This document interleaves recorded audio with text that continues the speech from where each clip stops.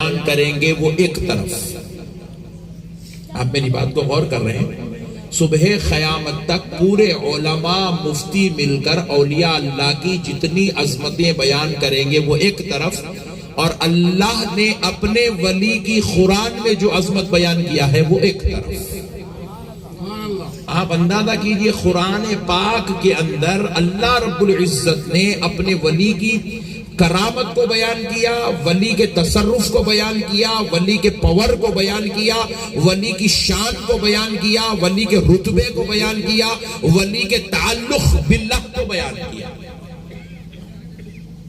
اب جو لوگ کہتے ہیں کہ بھئی اولیاء اللہ کے بارے میں تم لوگ اتنے دیوانے کیوں ہوتے ہو، اولیاء اللہ سے اتنی محبت کیوں کرتے ہو، اولیاء اللہ کو تم اتنا کیوں چاہتے ہو، تو آپ ان کو جواب دینا ہمیں ولیوں سے محبت تو اللہ کی وجہ سے ہوئی ہے، کیونکہ اللہ تک پہنچنے کا جو وسیلہ ہے اس وسیلے کا نام اولیاء اللہ ہے.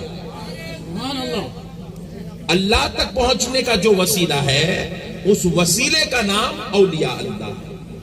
اب آپ ذرا غور کر کے چلیے، میں ایک تفصیل سے اس واقعے کو آپ کے گوشے گزار کرتا ہوں تاکہ اولیاء اللہ کے تعلق سے آپ کا ایک ویژن تیار ہو، ایک ذہن میں ایک علمی بات اولیاء اللہ کے تعلق سے آپ کو نصیب ہو.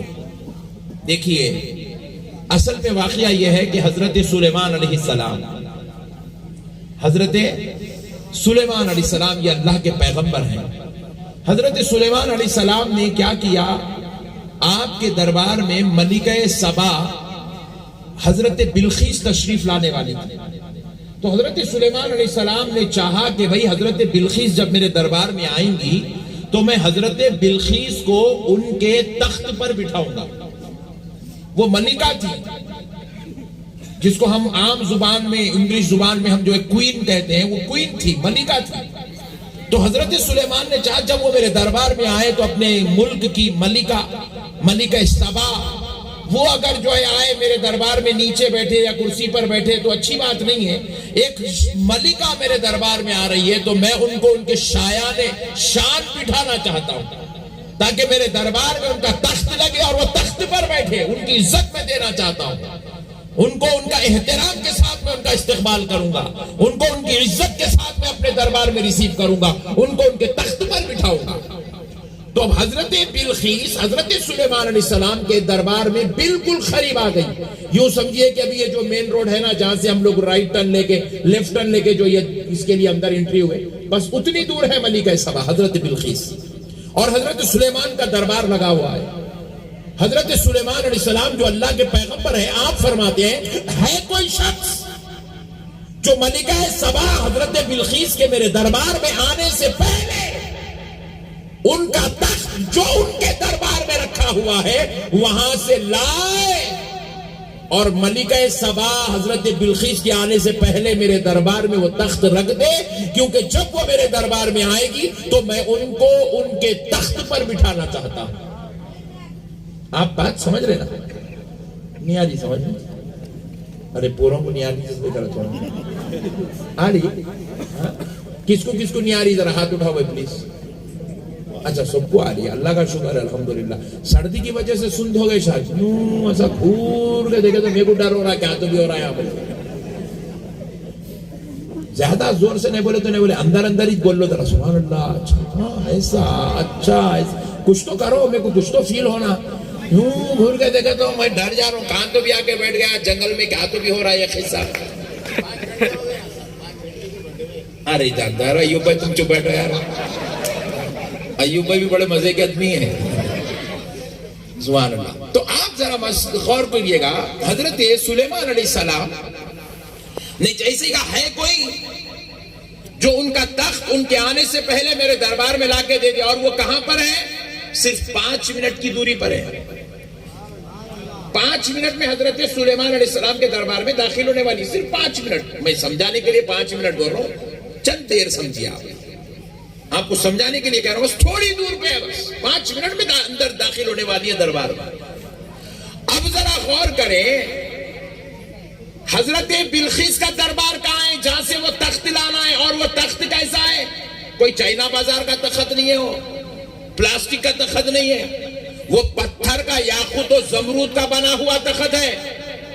آپ کا بھی مکہ مسجد ہے تو حوض کے پاس تخت رکھا ہوا ہے، وہ نارمل پتھر کا ہے، وہ تو یاقوت و زمرود کا بنا ہوا تخت تھا، اور پھر وہ کوئی چھوٹا موٹا تخت نہیں ہے ایسا کندھے پہ رکھ کے لا لیے، بڑا تخت ہے، یہ اسٹیج کے اتنا بڑا سمجھ لیجئے آپ کے امیجن آپ کو اس لیے دے رہا ہوں، مثالیں اس لیے دے رہا ہوں تاکہ آپ کو امیجن کرنے میں آسانی ہو، اتنا بڑا تخت اور پتھر کا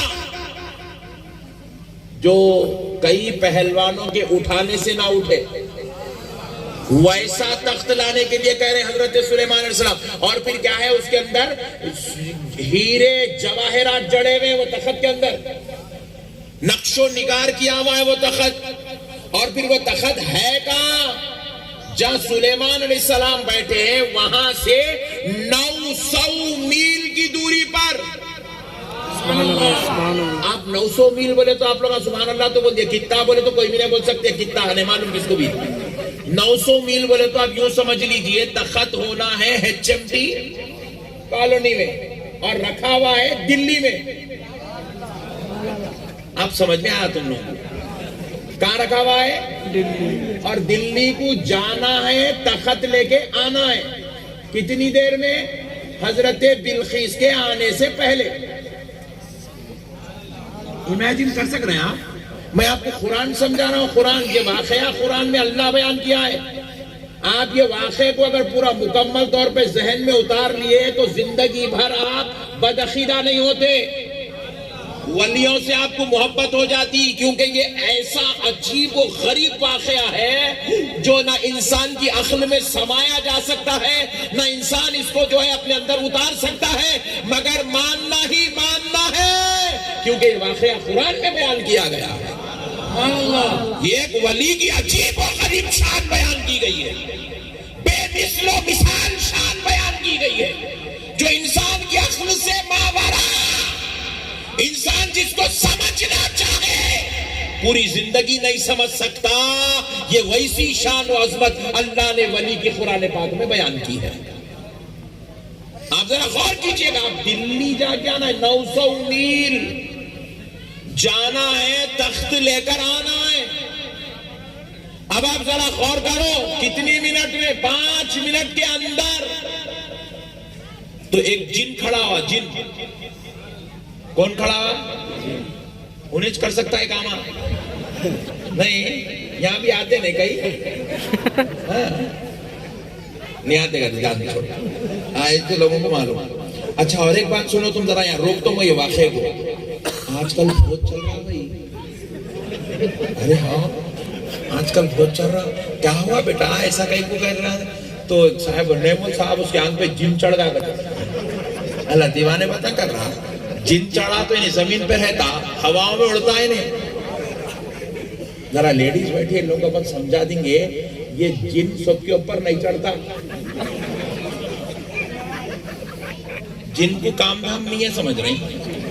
اس کو بھی بیوی ہے، بچے ہیں، اس کو بھی کھانا کھلانا کام کاج سب ہے اس کو، انہیں ایسا جہاں بولے وہاں گیا، عبداللہ بھائی کے اوپر بیٹھ گیا، عبد البشیر پہ بیٹھ گیا، جمشید پہ بیٹھ گیا، خیرو پہ بیٹھ گیا، شرفو پہ بیٹھ گیا، یہ سب بیکار باتیں ہیں۔ پھر آپ پوچھیں گے پھر وہ زلفا والے بابا بولے نا، ارے وہ زلفا والے بابا پیسے کمانے کو دھندا بنا کے بیٹھے ہوئے، بات سمجھ رہے ہیں آپ؟ یہ ہمارے عورتیں کیا کرتے ہیں، جہاں گئے حضرت اشارہ حضرت بولتے ہیں، اتنا ڈر ڈر کے آئی، اللہ بھیجا تو 3000۔ اے بیٹے ایسے چیخا مت مار، کیا کیا فلم چل رہا دیوانے، ایسے کہ کچھ چیخا مار رہا؟ بات دیکھو، بات اس لیے آپ کو اس انداز میں بول رہے ہیں تاکہ بات سمجھ میں آنا۔ تو ایسے چیخا مار رہا میاں جیسا یہاں پہ فلم چل رہا ہے، سلمان خان کا شو ہے، جیسے چیخا مار رہا ہے۔ تو بات سمجھ رہے ہیں آپ؟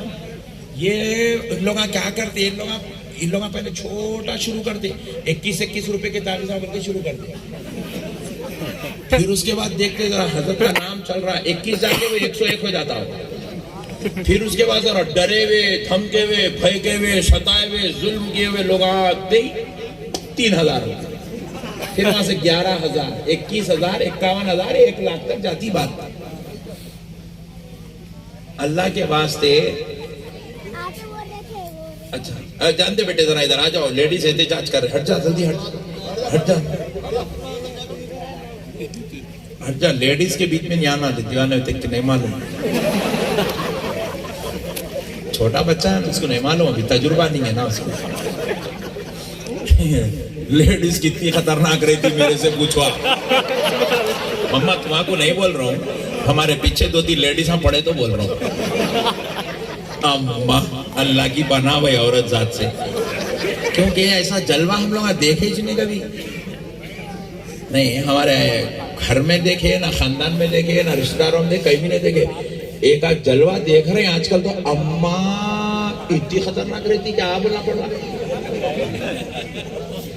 اللہ کی پناہ ہے, اللہ حفاظت میں رکھے, اللہ حفظ و امان میں رکھے. تو بہرحال آپ ذرا مسئلے کو سمجھیے گا, یہ چکروں میں مت جاؤ. آپ کو پیٹ میں درد ہو رہا, میں علاج بولتا ہوں فری میں, مگر قبول کرنا. آپ کو حادثات سے بچنا ہے, میں علاج بولتا ہوں, آپ قبول کرنا. ہم لوگ کیا ہوگا, ایسا ایسا آ جانا, ایسا ایسا ہاتھ بولتے ایسا پیسے نکلنا, ایسا ایسا ایسا چمتکار ہو جانا, وہ نہیں ہونا. ہم لوگ ایسی مزاج کے عادی بن گئے ہیں مسلمان, لیکن خدا کی قسم یہ مزاج نہ اولیاء اللہ کے پاس قابل قبول ہے, نہ یہ مزاج صالحین کے پاس قابل قبول ہے, نہ یہ مزاج صوفیاء کے پاس قابل قبول ہے, نہ یہ مزاج پیران کامل کے پاس قابل قبول ہے. یہ سب چمتکار جو ہے اس کا اسلام سے کوئی تعلق نہیں ہے. خدا کی قسم کوئی مائی کا لال اس زمین کے اوپر اسلام کا نام لے کر, قرآن حدیث کا نام لے کر چمتکار نہیں دکھا سکتا. یہ سب جھوٹے کام ہیں, یہ تمہارے بھولے پنے کا فائدہ ہے, یہ تمہارے کو لوٹنے کا ایک چکر ہے, یہ تمہارے ڈر اور خوف کو جو ہے تمہارے کو جو ہے خریدنے کی ایک سازش ہے. اللہ کے واسطے ان سازشوں سے بچو, ان کے مکر و فریب سے بچو, ان کے چکروں سے بچو. اگر تم کو کوئی بلا ہے, کوئی بیماری ہے, کوئی مصیبت ہے, کوئی پریشانی ہے, کوئی رنج و علم ہے, کوئی آفات ہے, کوئی بلیات ہے, تو خدا کی قسم میں مسئلے کا حل بتاتا ہوں. آج سن لو اور اس کے اوپر عمل کرو, پھر اس کے بعد دیکھو اللہ کی مدد کیسے نصیب ہوتی ہے. اگر تم کو بلاؤں سے بچنا ہے تو یاد رکھو, وضو کی عادت ڈال لو, ہر بلا سے حفاظت نصیب ہو جائے گی. پریشانیوں سے, مصیبتوں سے, رنج و علم سے, آفات سے, بلیات سے بچنا ہے, نماز کی عادت ڈال لو, اللہ تمہیں ہر بلا سے بچا دے گا, ہر مصیبت سے بچا دے گا, ہر پریشانی سے بچا دے گا. ارے اگر تم شفا چاہتے ہو تو کسی مولوی کی بات نہ سنو, میرے آمنہ کے لال کی بات سنو. میرا نبی فرماتا ہے سوائے موت کے ہر بیماری کا علاج سورہ فاتحہ میں رکھا ہوا ہے, سورہ فاتحہ میں رکھا ہوا ہے. وضو کرو, پابندی سے وضو کرو, کثرت سے وضو کرو, وضو سے رہو, نماز کی عادت ڈالو, نماز پڑھو, قرآن کی تلاوت کرو, کرنے کے بعد اس کو پانی پہ پھونک لو, پی لو, یہی تمہارے لیے سب سے بڑی شفا ہے.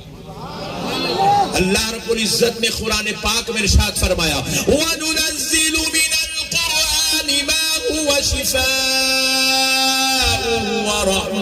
وَرَحْمَةٌ لِّلْمُؤْمِنِينَ. اللہ رب العزت ارشاد فرماتا ہے ہم نے قرآن کو مومنوں کے لیے شفا اور رحمت بنا کر نازل کیا. آپ کو اللہ کی ذات پہ بھروسہ ہے نا, ذرا زور سے بولو. تو پھر سورہ فاتحہ آپ کے پاس ہے, آپ کو ڈرنے کی ضرورت نہیں ہے. ہر بیماری کا علاج سورہ فاتحہ میں ہے, ہر مرض کا علاج سورہ فاتحہ میں ہے. سورہ فاتحہ پڑھنا, پانی پہ پھونک لینا, پی لینا. آپ آزما کے دیکھو, کل سے, آج نقشبندی صاحب کی بات سن لیے, کل سے آزما کے دیکھو, آپ کرامت محسوس کریں گے, آپ شفا محسوس کریں گے, آپ فضل محسوس کریں گے آپ اللہ کا. اللہ رب العزت نے اس کے اندر وہ تاثیر رکھی ہے. میرے پیارے بھائیوں, اللہ اور اس کے رسول کا واسطہ, اگر آپ چاہتے ہیں دل کو سکون ملے، کئی لوگوں ہیبت، ہال، گھبراہٹ، ٹینشن، جھگڑے، لفڑے، گھروں میں بیوی شوہر سے، شوہر بیوی سے جھگڑا، ساس بہو کا جھگڑا، دیوران